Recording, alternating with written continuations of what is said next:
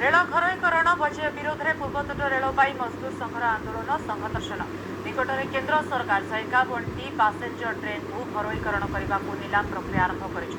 भारतीय रेलवाई भारतर जीवन रेखा और देशर सर्वबृहत रोजगार उपलब्ध कराउथिबा सेवा एभଳି स्थिति रेल को घरोई कंपानी द्वारा चलाइबा साधारण जनता महंगा साब्यस्त हो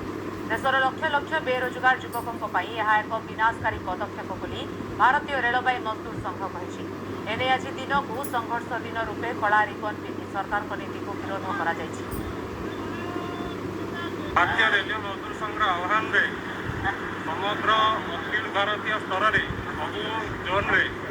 संघर्ष दिवस रूपे पालन करा जाउची। पालन करा जाउची कारण भारत सरकार आज टेंडर ओपन करुछंती 151टा गाड़ी की 109 रूट रे प्राइवेट भारतीय रेलवे मजदूर संघ निष्पत्ति की विरोध करिकी आज संघर्ष दिवस पालन करुची। 109 रूट रे 151 ट्रेन